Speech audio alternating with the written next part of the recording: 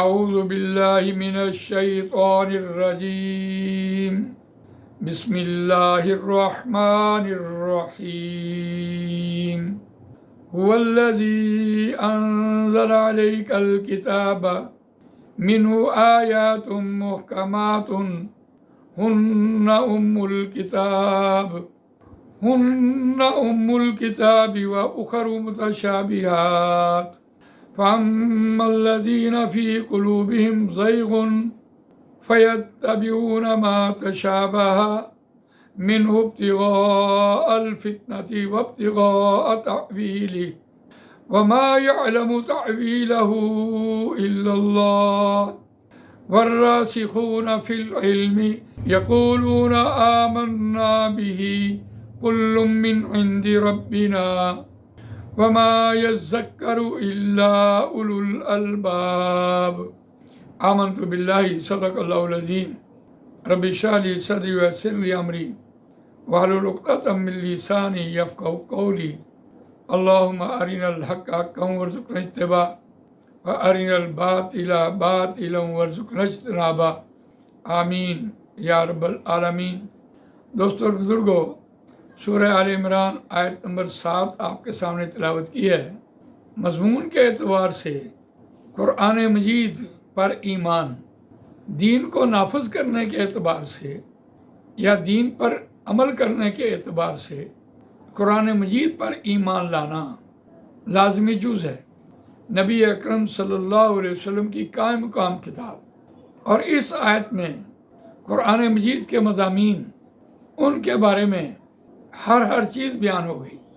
آیات محکمات اور آیات متشابہات۔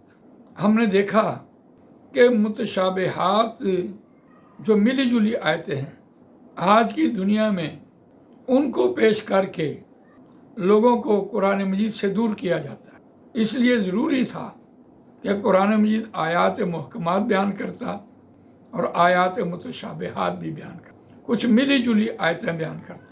اور ملی جلی سے مراد یہ ہے کہ نبی اکرم صلی اللہ علیہ وسلم کے دور میں یہود ہوں، عیسائی ہوں، مشرکین مکہ ہوں، یا بدو ہوں، یا اہل ایمان ہوں، یا منافقین ہوں، جیسے جیسے نبی اکرم صلی اللہ علیہ وسلم کے پاس کوئی سوال لے کے آیا، کوئی بات پوچھنے کے لیے آیا، تو اس کو مد نظر رکھ کر نبی اکرم صلی اللہ علیہ وسلم نے جو اس کو نصیحت کی یا جو واقعہ سنایا، قرآن مجید نے اس کو اسی طرح نوٹ کیا، کیونکہ وہ وہی تھی۔ اب موسیٰ علیہ السلام کا ذکر قرآن مجید میں کتنی بار آیا؟ تقریباً ہر صورت میں آیا۔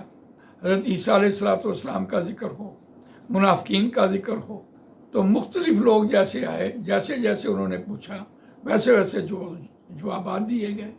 تو ایک بات موسیٰ علیہ السلام ہو یا کوئی اور نبی ہو یا حضرت ابراہیم علیہ السلام، تو ان کے واقعات کو قرآن مجید نے طرح طرح سے بیان کیا، اور وہ ملتی جلتی آیتیں ہوتی ہیں۔ مثال کے طور پر ایک مقام پر، بلکہ بہت سے مقامات پر، ان الذین آمنوا والذین ہادوا والنصارى والصابئین من آمن باللہ والیوم الآخر وعمل صالحا فلہم اجرہم عند ربہم ولا خوف علیہم ولا هم یحزنون۔ ولا خوف علیہم ولا هم یحزنون کتنے مقامات پر آیا؟ سورہ بقرہ میں 6 بار آیا، اور موقع کی مناسبت سے آیا۔ کسی جگہ پر بلا من اسلم وجہہ للہ وہو محسن فلہ اجرہ عند ربہ ولا خوف علیہم ولا هم یحزنون فإما یأتینکم منی ھدی فمن تبع ھدای فلا خوف علیہم ولا هم یحزنون۔ اب ولا خوف علیہم ولا هم یحزنون بیشتر مقامات پر آیا اور مختلف انداز سے بیان ہوا، اور اس سے یہ مراد نہیں لی جا سکتی کہ یہ متشابہات ہیں، جس موقع کی مناسبت سے وہ بات آئی۔ اب یہی آیت سورہ مائدہ میں آیت نمبر 69، ان الذین آمنوا والذین ہادوا والصابئون والنصارى من آمن باللہ والیوم الآخر وعمل صالحا فلا خوف علیہم ولا هم یحزنون۔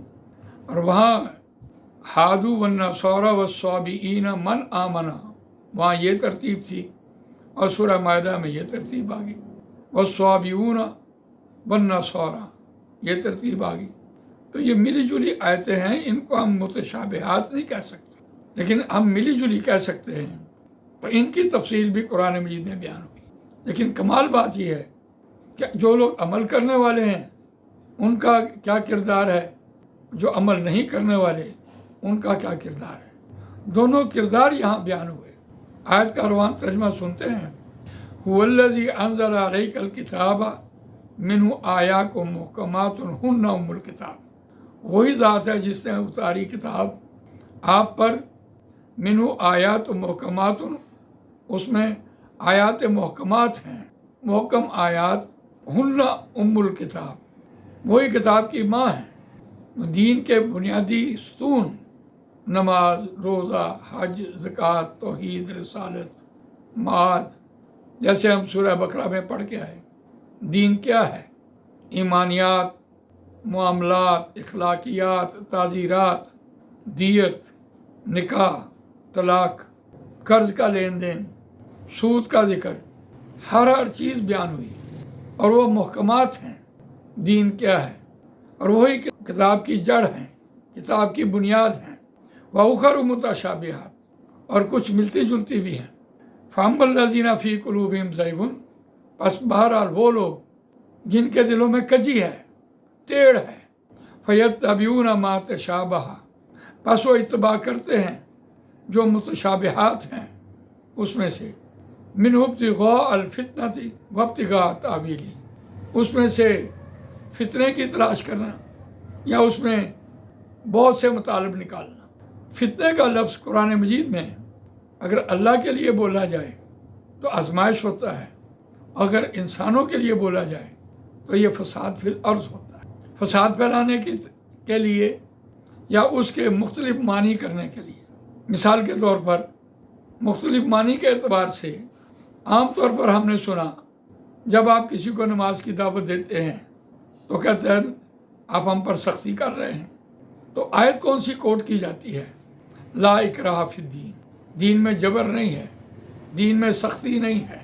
حالانکہ اس کا مفہوم یہ نہیں، اس کا مفہوم یہ ہے کہ کوئی عیسائی ہے، کوئی یہودی ہے، کوئی مشرک ہے، کوئی برہمن ہے، کوئی شودر ہے، کوئی نان مسلم، ہم اس کو زبردستی مسلمان نہیں کریں گے۔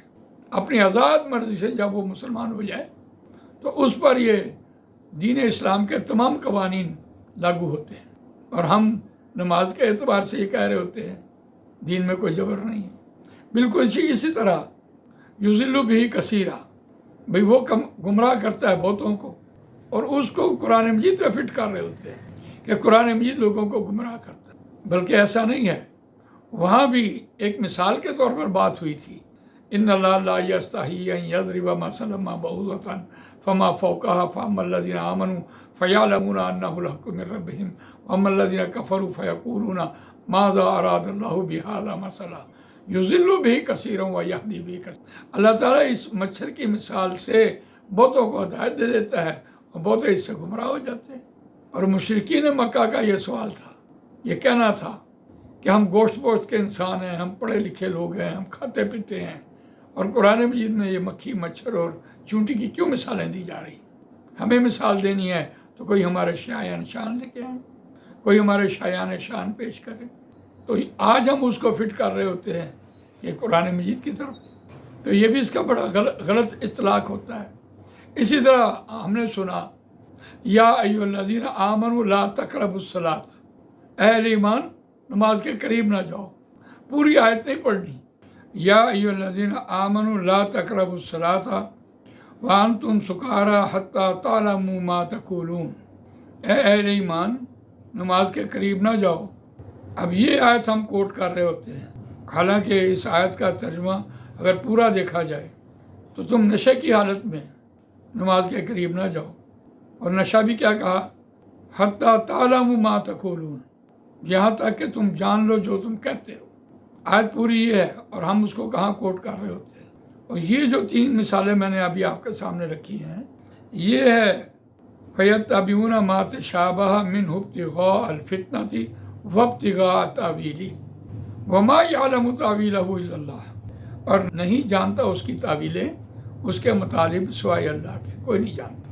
وَالرَّاسِخُونَ فِي الْعِلْمِ، یقولون آمنا بھی، اور راسخ علم والے، پختہ علم والے، وہ کہتے ہیں آمنا بھی، ہم اس پر ایمان لائے۔ اور اس سے کیا مراد ہے کہ جو فتنہ پھیلانے والا شخص ہے، جو اس کے غلط مطلب نکالنے والا شخص ہے، وہ تو قرآن ہی پیش کر رہا ہے۔ اور جو راسخ علم والے ہیں، اگر وہ اس قرآن کی آیت کا انکار کریں تو یہ ان کے لیے بہت بری بات ہوگی۔ لہذا وہ کہتے ہیں کہ ہاں یہ قرآن مجید کی آیت ہے، ہمارا اس پر ایمان ہے۔ آمنا بھی کل من عند ربنا، یہ ہر آیت جو ہے ہمارے رب کے پاس سے ہے، ہمارے رب کی طرف سے ہے۔ وما یذکر الا اولو الالباب، اور ساتھ ہی کہا کہ نہیں نصیحت پکڑتے مگر ہوش مند لوگ، عقل والے، لب والے، عقل مند لوگ جو ہیں وہی اس سے نصیحت پکڑتے ہیں، اور جو عقل سے کام نہیں لیتے وہ دوسری راہ میں بہہ جاتے ہیں۔ تو یہاں قرآن مجید کے اعتبار سے جو اس میں مضامین آئے اس پر واضح کیا گیا کہ کن کن چیزوں پر آپ نے ایمان لانا ہے۔ آپ نے اس کو یہودیوں کی طرح اس میں سے ٹکڑے ٹکڑے نہیں کر لینا۔ یہ ان کا بھی یہ کام تھا کہ جہاں جگہ آسانی آئی اس کو اختیار کر لیا، اور جہاں مشکل آئی اس کو چھوڑ دیا۔ تو اللہ تعالیٰ مجھے آپ کو قرآن مجید پڑھنے، سمجھنے، اس پر عمل کرنے، اس کو دوسروں تک پہنچانے کی توفیق عنایت فرمائے۔ سبحانک اللہم و بحمدک، نشہد ان لا الہ الا انت، نستغفرک و نتوب الیک۔